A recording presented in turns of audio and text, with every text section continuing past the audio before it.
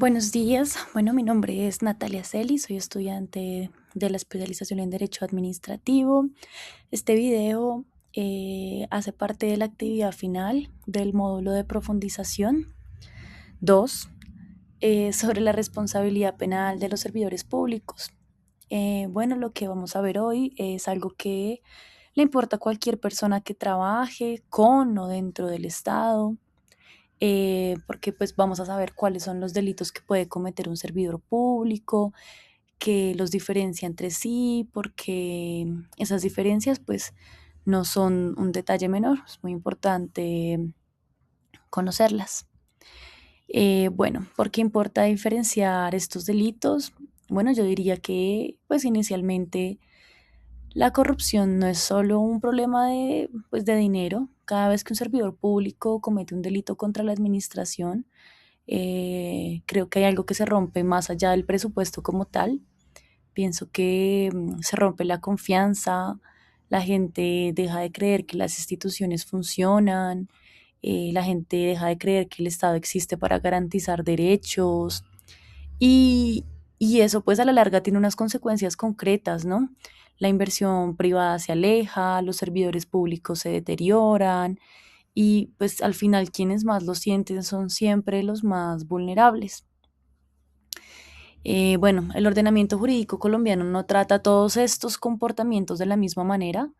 Hay delitos que protegen el patrimonio del Estado, otros que protegen la moralidad de la función pública, otros que protegen la legalidad de la contratación y cada uno como tal tiene su propio lenguaje jurídico, sus propias condiciones, su propia lógica. La base legal está en el título 15 de la Ley 599 del 2000, que es nuestro Código Penal, y la Ley 1474 del 2011, que es nuestro Estatuto Anticorrupción. Bueno, acá también es importante hablar de los tres tipos de responsabilidad. Entonces, antes de entrar a ver los delitos concretos como tal, pues hay un concepto que a veces genera confusión y que vale la pena como dejar muy claro, y es que un servidor público puede enfrentar tres tipos distintos de responsabilidad jurídica por una misma conducta, ¿sí? Y las tres se pueden activar al mismo tiempo sin que eso sea ni ilegal ni injusto. ¿Listo? Entonces, la responsabilidad penal busca castigar la conducta, digamos que puede llevar a una pena privativa de la libertad. La disciplinaria, yo creo que su función como tal es sanear la función pública, puede terminar quizá en una destitución o una inhabilidad. Y la fiscal, pues, no busca castigar, lo que busca es que el Estado recupere lo que se le quitó. Entonces son tres autoridades distintas, tres procedimientos distintos, tres bienes jurídicos distintos. Por eso el principio del non bis in idem, que prohíbe sancionar dos veces por lo mismo, pues no se viola, no es lo mismo, pues porque lo que se protege y quién lo protege son diferentes. Entonces, pues este es el contexto dentro del cual viven todos los delitos que vamos a ver a continuación, que son los de responsabilidad penal como tal. Bueno, los delitos más frecuentes. Entonces, lo que estamos viendo en pantalla es el mapa de los delitos, perdón, del título 15 que más relevancia tienen para el trabajo de un servidor público, ¿sí? No son todos los que existen, pero sí los que, pues, con mayor frecuencia aparecen en jurisprudencia, en casos reales de la administración pública, en noticias. Entonces, es bueno poder estudiarlos. Fíjate que pues están agrupados por color de una forma intencional. Unos tienen que ver con el patrimonio del Estado, otros con la moralidad de quien ejerce el cargo, otros con la contratación estatal, ¿sí? Entonces esa agrupación pues ya nos está diciendo algo importante, y es que el bien jurídico que se protege como tal no siempre es el mismo. Entonces eso cambia todo, la estructura del tipo penal, la forma de probar el delito, las sanciones que se aplican. Entonces, bueno, vamos a verlos un poco más en detalle. El peculado es el delito más emblemático contra el patrimonio público y probablemente el más común, el que más sale en las noticias. Pero pues creo que tiene una particularidad, y es que no siempre se entiende bien. No es solo un delito, son 4 modalidades que comparten como un origen común, pero se diferencian en algo esencial, ¿sí? Y es que, y lo esencial es el qué hace el servidor con los bienes que tiene bajo su cuidado. La Corte Suprema ha sido clara: para que haya peculado, el funcionario tiene que tener conciencia de que está ejerciendo función pública en el momento en que actúa. La custodia como tal de esos bienes no tiene que ser física, también puede ser jurídica, es decir, pues deriva como tal de su cargo, aunque no tenga los bienes en la mano. La más grave sería la apropiación: el servidor se queda con los bienes. El peculado por uso es distinto, no se los apropia, pero los usa para fines personales. Por ejemplo, no sé, usar el vehículo oficial en vacaciones. El de aplicación oficial, que lo vemos acá, la aplicación oficial diferente es interesante porque el servidor no se beneficia necesariamente, simplemente como que destina los recursos a algo distinto de lo que el presupuesto autoriza.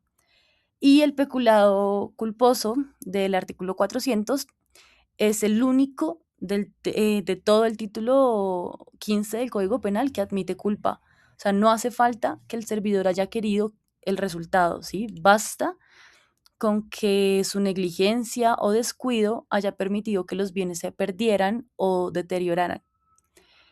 La Corte Suprema en 2025 condenó a un exgobernador del Meta por más de 21 millones de pesos, precisamente por haber invertido el superávit presupuestal en una fiduciaria que no estaba autorizada para manejar recursos públicos. Entonces, eso es aplicación oficial diferente en la práctica. Bueno, sigamos. Bueno, esta es quizá la confusión más frecuente en el estudio de estos delitos: concusión y cohecho. Los dos involucran a un servidor público y dinero, pero son estructuralmente opuestos. Y la diferencia básicamente podríamos enmarcarla en una sola pregunta, y es: ¿quién tomó la iniciativa? Entonces, en la concusión la toma el servidor, o sea, el servidor es quien abusa de su cargo para presionar, inducir o pedir algo a un ciudadano. El ciudadano no está en esto por gusto, actúa desde el miedo, desde la presión que genera la investidura del funcionario. Por eso el ciudadano es víctima, no cómplice. Y algo más, pues la Corte Suprema ha precisado que la concusión es un delito de mera conducta. Es decir, o sea, no hace falta que el dinero llegue a las manos del funcionario, sino que basta con el constreñimiento o la solicitud. En cambio, en el cohecho, la iniciativa la toma el particular. Entonces, el particular es quien propone ese acuerdo ilícito, quien ofrece, ¿sí? El servidor, por su parte, la acepta, y en ese momento, pues, se perfecciona el delito, independientemente si después se cumple o no lo prometido, ¿sí? Entonces, tenemos que, pues, como lo vemos en la diapositiva, que dentro del cohecho hay 3 variantes importantes. El propio: el funcionario básicamente hace algo contrario a sus deberes a cambio del pago. Y el impropio es cuando el funcionario hace algo que ya debía hacer, o sea, el acto es legal, pero además cobró. Y el cohecho, por dar o ofrecer, puede cometerlo cualquier persona, bueno, no solo el servidor, para tenerlo en cuenta. Yo creo que un ejemplo clásico que le ha pasado a muchas personas es si el inspector de tránsito, no sé, te amenaza con inmovilizar el carro para que le pagues. Eso vendría siendo concusión. Pero si tú le ofreces el dinero voluntariamente para evitar que te pongan el comparendo, eso ya es un cohecho. Entonces es una misma situación, distinto delito, distinto responsable. ¿Listo? Sigamos, los 3 delitos contractuales. Entonces, pues los agrupé así, me parece más sencillo. En materia de contratación pública hay 3 delitos que se confunden constantemente porque los 3 involucran a un servidor público y un contrato estatal. La clave está en entender, pues, en qué momento y en qué dimensión falla la conducta. En el artículo 408 tenemos la celebración indebida. El problema es que el contrato en sí estaba prohibido. El servidor tenía una inhabilidad o incompatibilidad legal que le impedía participar en ese proceso y lo hizo de todas formas. Entonces, El vicio está en el origen mismo del contrato. Por su parte, tenemos también el interés indebido. Es más sutil. Aquí el contrato puede ser válido, digamos, pero el problema no es el contrato, es el interés privado que el funcionario metió en un proceso donde debía actuar en nombre del interés general, ¿sí? Entonces, no requiere como tal que haya una irregularidad contractual, más tiene que ver más como con que el servidor se haya posicionado del lado equivocado. Este delito solo puede ser doloso, o sea, no hay un interés indebido culposo. También tenemos el contrato sin requisitos. Este es más un tipo penal en blanco. Entonces, ¿por qué? Porque requiere que nos vayamos a otra ley para saber si se configura o no, que en este caso sería la ley 80, el 93 y la ley 1150 del 2007. Entonces, solo aquí es bueno precisar que solo el incumplimiento de requisitos que se consideran esenciales activa este tipo penal. ¿Listo? Entonces, podríamos decir que una regla para no confundirlos es que si había una prohibición legal violada, sería la celebración indebida. Si el contrato era legal, pero el servidor tenía un interés torcido, sería el interés indebido. Y si se saltaron pasos esenciales en el proceso, vendría siendo el contrato sin requisitos. ¿Listo? Aquí, bueno, podemos hablar de otros delitos que también son relevantes. Entonces, además de los delitos que ya vimos, hay tres que aparecen con mucha frecuencia en procesos por corrupción y que tienen características particulares que vale la pena pues, resaltar. El primero de ellos, el enriquecimiento ilícito, tiene una lógica especial. No se castiga una acción concreta como el hurto o cobrar comisiones, sino que se castiga el resultado. O sea, básicamente que el patrimonio del servidor haya crecido de forma injustificada. Esto es lo que hace que frecuentemente aparezca junto al peculado, ¿no? En los mismos procesos. La declaración de bienes y rentas al entrar y salir del cargo no es un formalismo, ¿sí? Sino que es esa herramienta que permite detectar cuando ese crecimiento realmente no tiene ninguna explicación legítima. También tenemos el tráfico de influencias. Tiene una característica estructural que lo diferencia como tal de otras conductas. Em, Requiere como tal una relación jerárquica. No es cualquier funcionario presionando a otro funcionario, sino que tiene que haber una relación vertical, no horizontal, de superior a subordinado o de posición dominante. Solo responde quien ejerce la influencia, sí, más no quien la recibe como tal. Ese también es muy visto en las noticias. El prevaricato merece pues una aclaración que la práctica demuestra que no siempre es obvia, ¿sí? No todo fallo equivocado es prevaricato, eso es importante resaltarlo. O sea, no es prevaricato que una decisión sea revocada por el superior, no, no es. No es prevaricato que un juez interprete la ley de forma diferente a como lo haría otro, sino que es más cuando esa decisión es demasiado evidente o es manifiestamente contraria a la ley, es ostensible, es grosera, es imposible de justificar desde ningún ángulo jurídico razonable. Entonces, bueno, listo. En la siguiente diapositiva tenemos pues un cuadro comparativo general. Este cuadro resume los delitos con tres variables claves, que es el sujeto activo, el bien jurídico y si admite o no culpa. Em, pero pues en vez de leer la tabla como paso a paso, básicamente podríamos decir que casi todos estos delitos son de sujeto activo calificado, o sea, solo los puede cometer alguien que tenga una condición especial, o sea, ser servidor público o ejercer función pública. Las excepciones básicamente son el cohecho por dar o ofrecer y los acuerdos restrictivos de la competencia que puede cometerlos cualquier persona. También viendo esta tabla, podríamos decir que el peculado culposo es el único tipo penal de todo el título 15 que admite la culpa, que ya lo habíamos dicho. Y para todos los demás, pues si no hay dolo, o sea, si el servidor no sabía y no quería, pues no hay delito. Y también podríamos decir que, aunque todos protegen la función pública en sentido amplio, el bien jurídico específico es distinto para cada uno. eso no es un tecnicismo, sino que define qué es lo que realmente se afecta con la conducta y eso orienta tanto la acusación como la defensa. Bueno, penúltima diapositiva. Porque es importante diferenciarlos.